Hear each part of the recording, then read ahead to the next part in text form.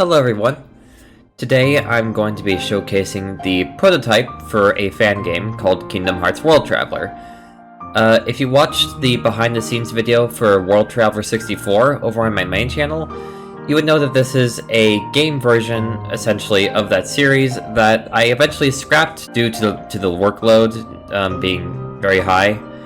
So, essentially, I'm going to be going through this prototype, showcasing everything that I made for it.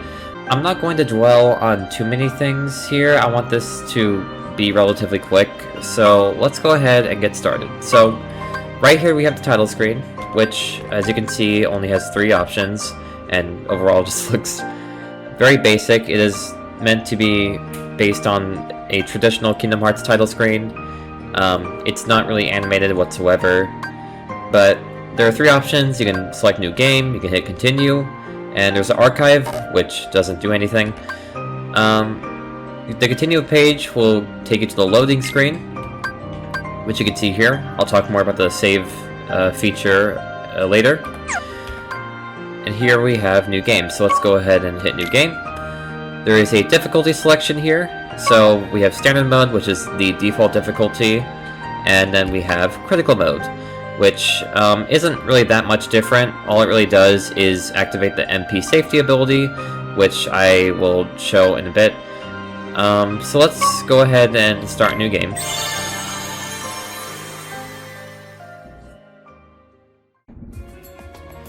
Okay, once you start a new game, you start here, in this test room.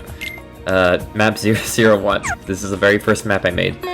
So, there are various things to interact with in here, so I'll start by showcasing the heads-up display.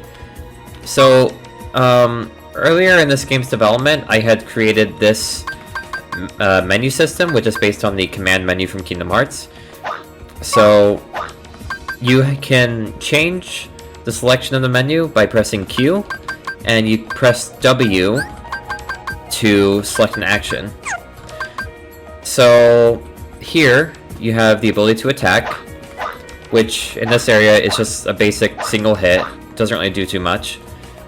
Then there is magic. So, you have the different magic spells here. They don't do anything, they're just visual.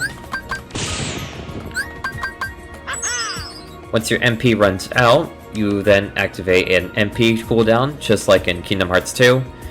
So we'll wait for it to recharge, and boom, I can start using spells again. And then there's the item menu, which doesn't work right now, but if I go up to this chest here, which you might recognize the sprite from Rush Adventure 2, get a potion, and a little pop-up there. I can do this multiple times if I want to.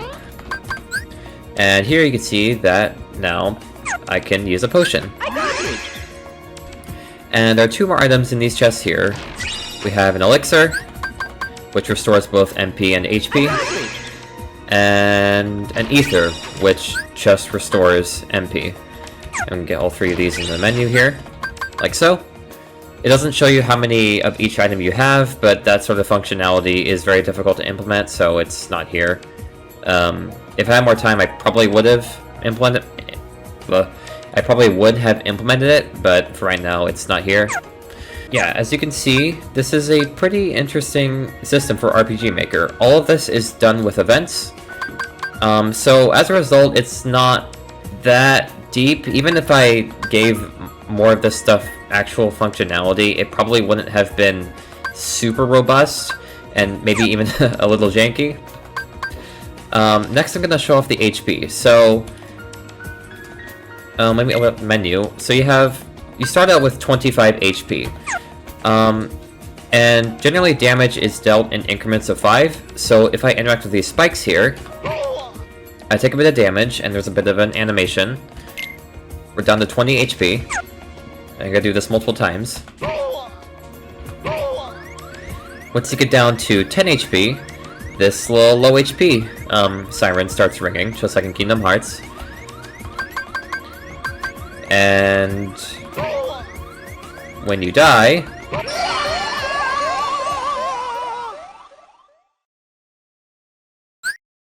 you get sent to the game over screen. Now, this is broken. This should not be on a white background. This is supposed to be entirely black. But, yeah, just imagine that the background is black and you'll see that, yeah, this is the game over screen. It's obviously very unfinished, even without the white space, but yeah. So, unfortunately, there's no option to continue, so you can only load a save file. Oh, there's a black screen. But yeah. So I'll go ahead and return to the title screen, like so, and take us back to the title screen like this. Let me go ahead and select critical mode now and show that off. So what critical mode does is that it essentially makes it so that you can't recharge MP naturally. So let me just waste all the MP real quick. And as you can see, there's no recharge state.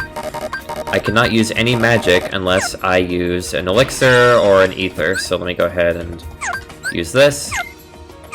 As you can see, the MP also updates in the menu. There's an ether, boom, full MP. And I can now use magic again. I believe Cure still... Oh, no it doesn't. Okay, yeah. Cure doesn't activate the regeneration at all. Cure does actually work. So if I hit this thing, it deals 2 units of damage. So I'm almost dead. I use Cure, and I'm back up to my max HP. This sword here increases your max HP. So now I'm up to 50 HP. Although the menu shows that I still only have 25 HP. The HP in the stats menu doesn't exactly line up with what's shown on the heads-up display. But yeah, as you can see, I have a full... I have a total of 50 HP now. Now, that is... The HP doesn't go any higher than this. If I were to interact with this again, it would increase my max HP, but the image wouldn't update because I never made that. So, yeah, right now the max is just 50. And as you can see, it also... taking damage also affects that side of the HP bar, so... Pretty cool, huh? Let's go ahead and use an elixir, just to see if it actually works. Yep. Nice. This crate here looks breakable. Let's see. Yeah, so if you attack this, if you use the attack action on this, it breaks. Nothing much else to say about that one. So you're gonna see that there's a bunch of like NPCs here. These do all sorts of different things, so I'll start with this guy up here. This guy, this Goomba, all he does is give you a bunch of armor. As you can see, there's about 8 of each type. So in the equip menu, you can see that there are 2 slots for armor and 2 slots for accessories, which yes, means that you can actually equip 2 of each type, which is not something that you can normally do in RPG Maker. But here, with a plugin, I was able to do that.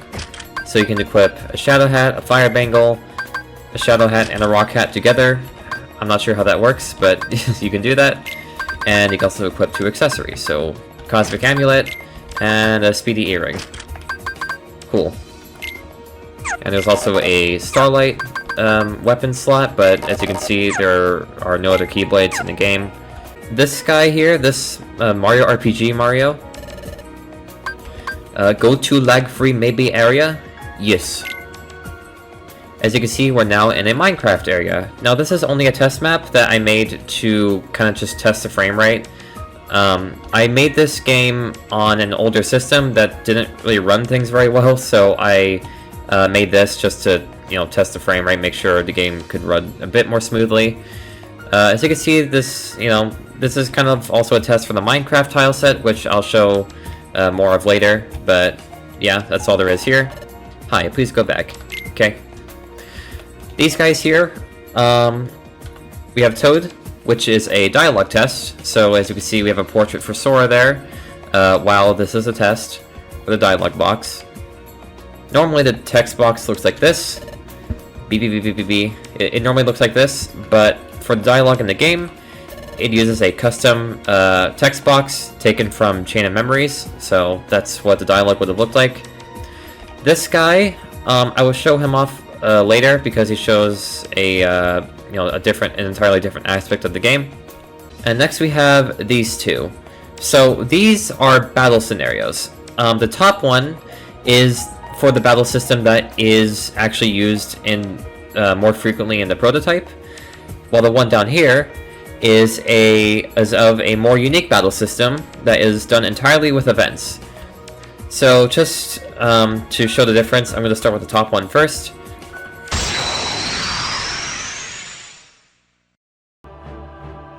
And as you can see, it is basically just the battle system from Rush Adventure 2. You have the option to attack, you have an ATB meter that when it fills up you can perform your turn.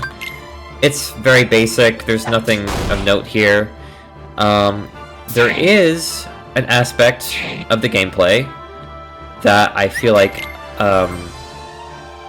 or that is especially important, and I'll show that off after this fight.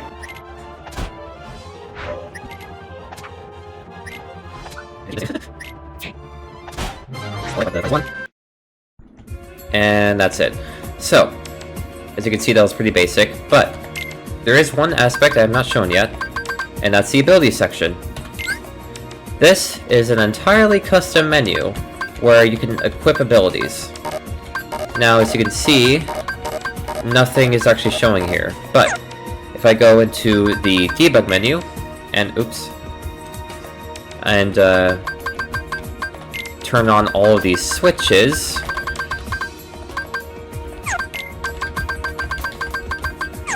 we can see that there are now abilities here. So we have 4 magic abilities, 3 action abilities, and 3 support abilities. Now, let's start with fire. So you can equip and unequip all of these. Blizzard, fire, thunder, and cure. It's not exactly fully functional, there's still some jankiness here. Yeah, equip this. Oh, you can only equip 4 abilities at a time.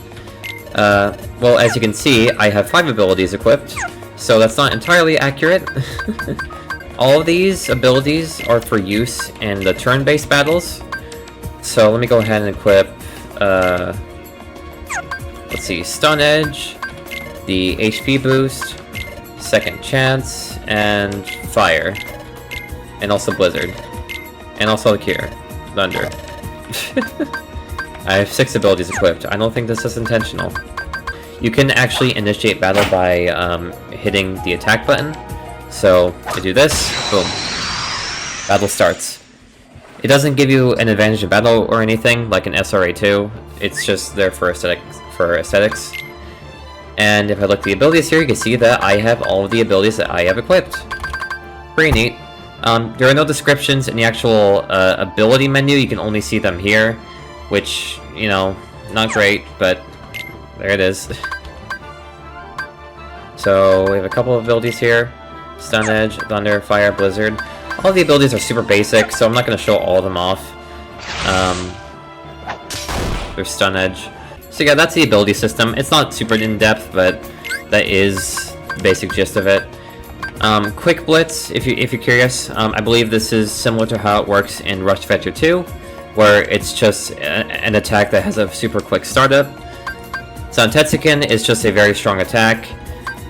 Experience Boost, if I recall correctly, boosts your experience in exchange for like some kind of stat. I'm not sure what. Maybe I'll put it up on screen. Yeah, so very basic. And of course, Cure heals you. Fire and Blizzard are basic damage dealers. Nothing that special.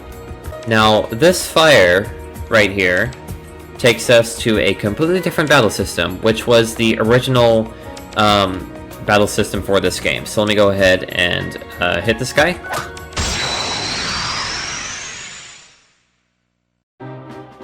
And as you can see, we are in a big field. So here you cannot move up and down, you can only move left and right. And you have the ability to use all of your commands here. Now, magic doesn't do anything, as I've stated earlier. Cure does heal you. You can use items here, and you can attack. Now, in this area only, you can perform a 3-hit combo. It's kind of hard to tell, but let me see if I can perform it here. Hang on. Alright. There it is. Yeah, it's a 3-hit combo. No visual distinction, really, at all. But it is there. You can tell with the different sound effects and how far Reese moves. So let me go ahead and defeat these things. And there we go. So as you saw, that was very basic, very unfinished. There's very little to it. But that was the original idea I had for the battle system. It was going to be entirely real-time. It was going to be almost entirely event-based. It's very heavily based on the battle system from Kingdom Hearts Rebirth, which is another fan game. There's also some inspiration being taken from Uncanny Wasteland, which is a My Little Pony fan game in the style of Kingdom Hearts, which sounds silly, I know, but that's what I based that off. But that is what I based this system off of. That's essentially it for the battle system. There's really not much to talk about in regards to it, because it's very unfinished. Mainly just kind of a proof of concept, if nothing else. So, let's go ahead and look at these NPCs up here. So, these NPCs take you to different worlds. So, I'm going to talk to Luigi first, because this is more of a prototype, or like a kind of a test map than anything. So if we interact with Luigi, we get taken to this map. This is an area... excuse me. This is an area from Pokemon Mystery Dungeon. This is Pokemon Square, I believe. And as you can see, it is basically just a direct rip of that map from the game. This is a test for parallax mapping, which is a form of mapping in RPG Maker where instead of making the map with a tile set, you instead make it with a giant background image with collision. So, yeah. There's nothing really to see here. It is just like a test map, really, for testing this different style of mapping. And then we have this guy. Actually, no. Let's do this now. So let's talk to Harold real quick. That's this guy's name, Harold. And we get sent to Minecraft. Now this is very, compared to the last area, this is very, very detailed. So there's way more interactables. Yuitar's bed, still makes you feel very sleepy. Reese's bed. Chest is empty. Looks like a workbench. Really cool inside the furnace. So yeah, you can head back by talking to Harold again. But before I do that, let me go ahead and exit out of the house.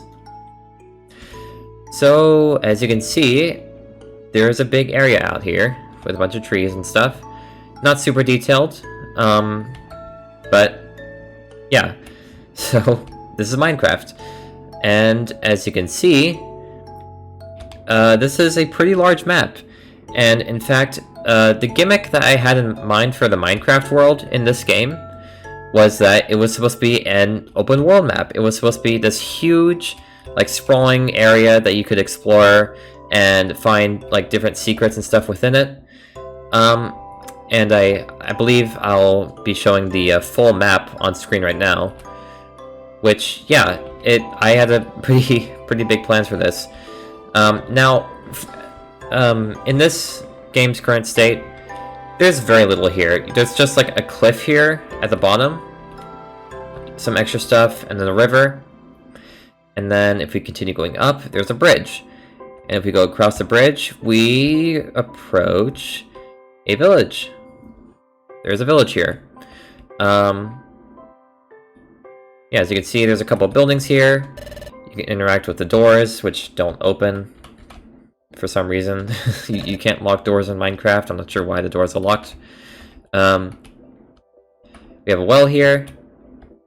We have a big building here. I'm not sure what the deal with this building is. exactly. Then we have a little, like, pier here. I don't think this would have been used for anything, it's just here for decoration. And then down here, you might have noticed this little, like, stand thing with a piece of paper on it. This would have been a map for you to see the whole area. Now, currently there's there's no map at all. I never made a full map. But, yeah, you would have interacted with this piece of paper to see a full map of the area, which would have helped you navigate the world. Let's see, there's another tree here.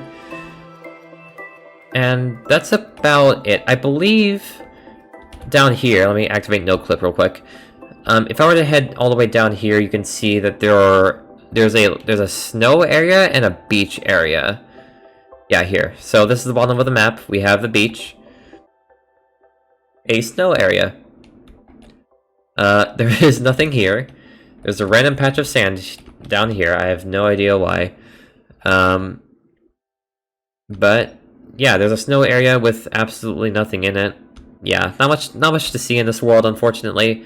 But as you can see, out of all the worlds that are actually in this prototype, this is the one that I would say is like the furthest developed, which, you know, not saying much because, I mean, just look at this place. There is nothing here.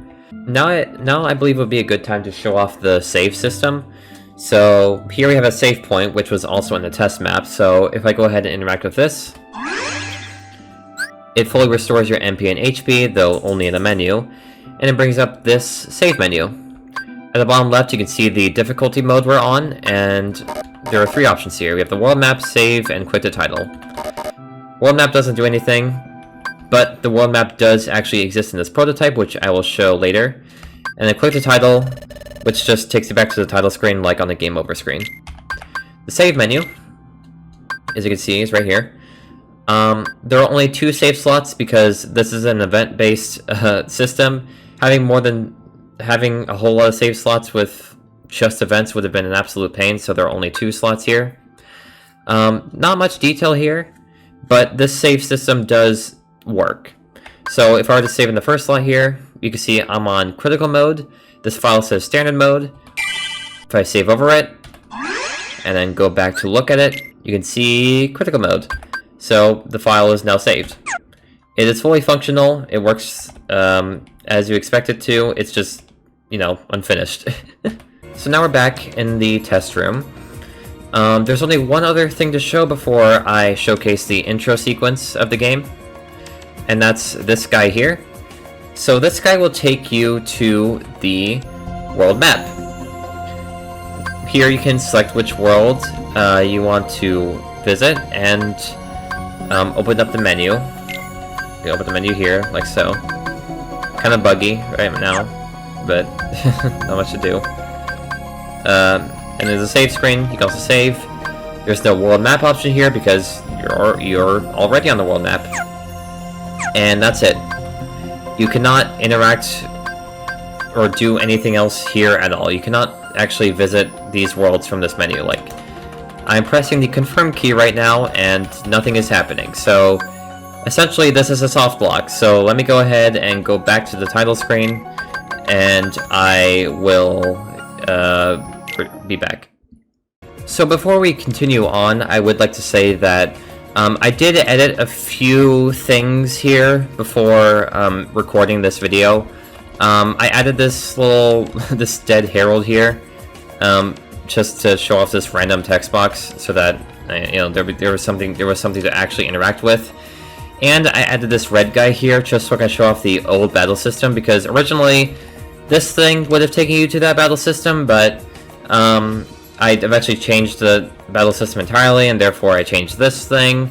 So yeah, now that I've shown basically everything that there is to see here, if I go behind this tree, you can see that there's a prompt to start the intro sequence. So I'm going to play through this. Keep in mind that this is based off of very, very, very old content. So don't take anything, take everything you see here with like a grain of salt, because most of it is like not canon whatsoever. I don't want people thinking that I'm teasing stuff with this. No, this is all non-canon. Alright? Cool.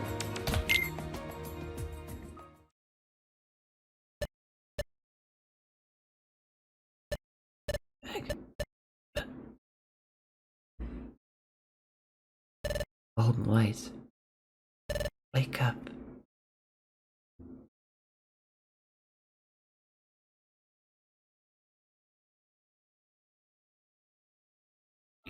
Sora, jump scare. You have awoken. Now you must follow the light.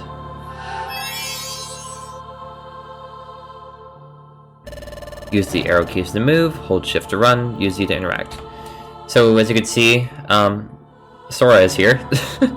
This is a placeholder graphic, this is supposed to be something else. Sora is not canon to World Traveler, don't don't start getting any ideas, okay? Cool. So, yeah, all we can do here is just walk towards the light. Can't open the menu, can't do anything, there's no command menu. All I can do is just walk forward.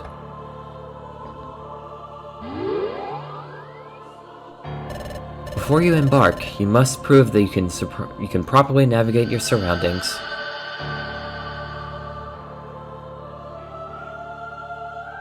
You may find yourself in a situation such as this one. It appears that you are stuck. However, your current form allows you to jump up certain places. Simply stand on that marked spot there and press Z. I will do that. So this is one of the few things I mentioned back in the behind the scenes video. These jump panels here are also used in Rush Adventure 2, and they are taken directly from this game, so there's a neat little tidbit there for you. Very good. As long as there is a jump panel, you will be able to traverse areas with ease. Now keep heading forward.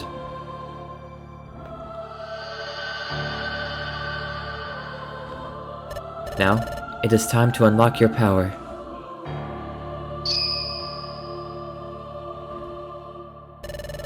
You have obtained the power to fight. With your new abilities, you'll be able to interact with various objects on the field. Try to break the crate. This looks breakable. As you can see here, there's no actual way to break it manually because there's no command menu. So instead, you're just given a menu choice to break it. Obtain potion. You have obtained an item. Items can be used either through the menu or in a battle scene. They have varying effects. This is your HP and MP. Your hit points show how much damage you have taken. If it reaches 0, it's game over. MP is used for abilities. Getting the hang of it? No, it's not all fun and games. Whoa! He took a second to spawn. Sometimes it's a fight for your life. Do not be afraid, however. Your awakened power will help you through all sorts of challenges. Just believe in yourself.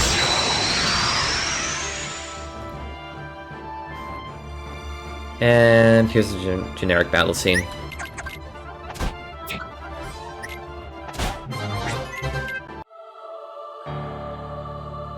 Congratulations! You're now prepared for the trials ahead. Head through this door and your journey will truly begin. Well, there's nothing else to do here, so let's go ahead and head through. Yes.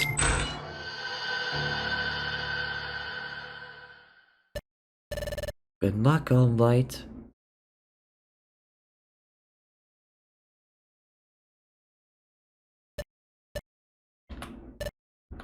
Ah! Just a dream. But what am I doing here? I need to find out where the heck I am. So as you can see here, there's a different kind of menu or UI here. Can't actually open the menu yet, but there is a little button prompt for it. And you can press C to interact, and in the bottom right you can see just a generic image of Reese. No HP or MP at all, just a random image. So let's go ahead and continue here. We have map transitions here, which I also showed earlier, technically, but I didn't really explain it before, so yeah, these are here too. Pretty cool. I also had those in Fragment of Aura. Let's head up here.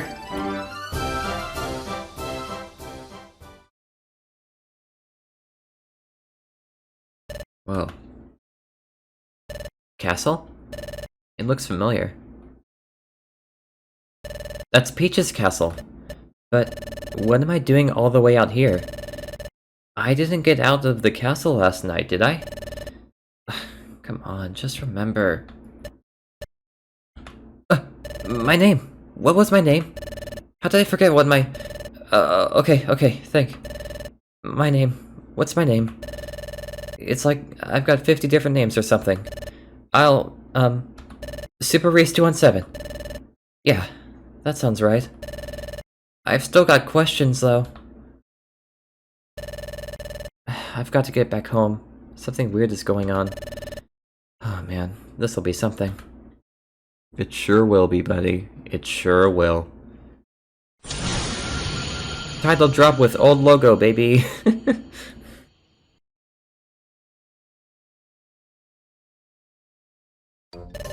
When exploring, you might find one of these. This is a save point. They fully restore HP MP, allow you to save the game. Yep. And now you can access the pause menu. Cool. So you can see we're in the world of the Mushroom Kingdom. We're at the cliffside.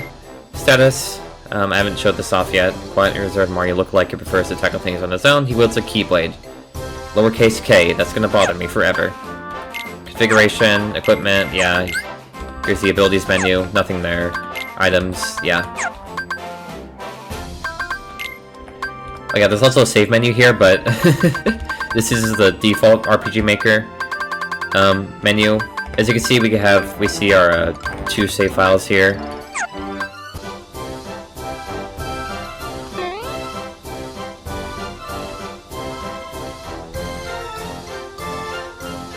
Oh hey. A chest? What's this doing here? I hope nobody minds. A potion. Just like this one appear all over the world, it obviously give you items, but some will require solving puzzles to open. So, interesting tidbit about the tile set here. This tile set is taken from a Super Mario RPG fan game called the Seven Sages. It's essentially just the Superstar Saga tile set, but with some minor differences, like the trees not having, like, eyes at all.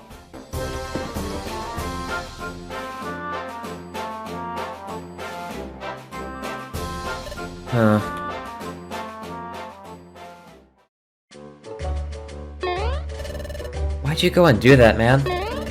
Blaming it on me, are ya? It was your idea to look into the king's secret stash. Look, man, the pay is awful. I just wanted to get a few extra coins. Hey, shut up. Look over there. Well, look who decided to show up. This might be our chance. Let's get a jump on him. So these guys were kind of the inspiration for the Koopas in SRA 2. They have very similar personalities. Hey, Plumber Boy. Ah! Oh yeah, I got him. Hi.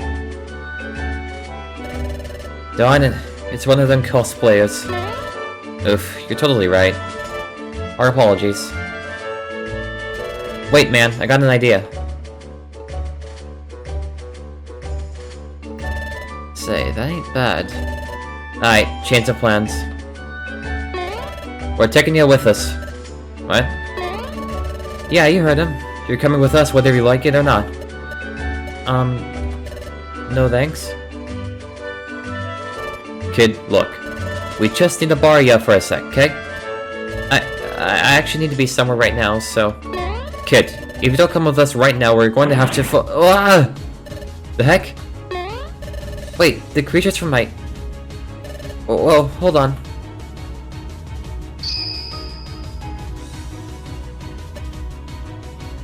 I'm not ready for this, but I'll do what I can.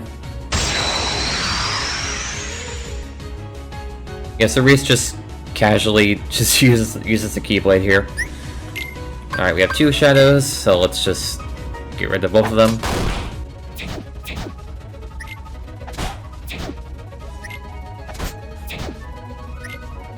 Yeah. I did it! Okay, calm down. I really need to get home as soon as possible. So, as you can see, there are now enemies on the field. Let's go ahead and grab this chest here. So let's go ahead and interact with this guy.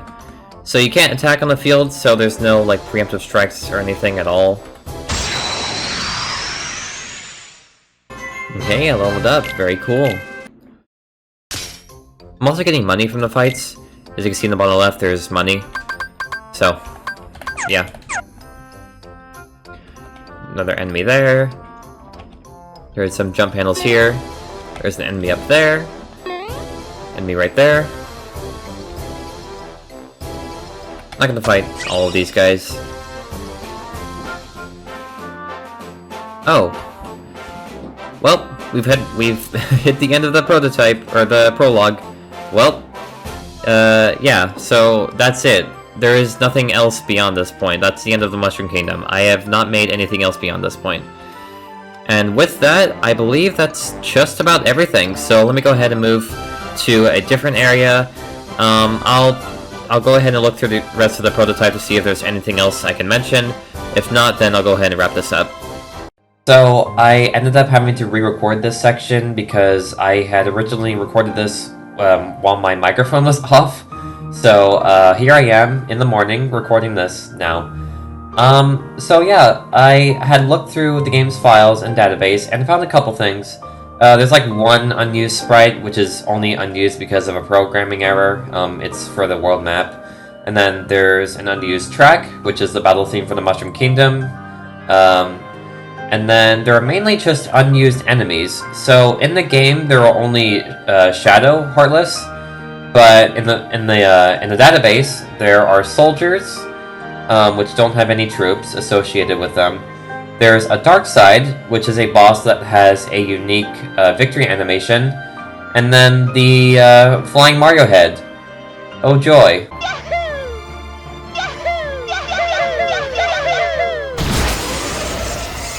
So yeah, that's about everything that there is to talk about with this prototype. I hope you found this interesting. I can never tell if people care about this sort of thing because, like, I talked about this in the behind the scenes video and, like, nobody seemed to care, so I hope at least someone found this remotely interesting. I think it's interesting, but who knows, maybe this is, like, too bare bones for anybody to care about, I don't know. I would like to revisit this kind of thing sometime.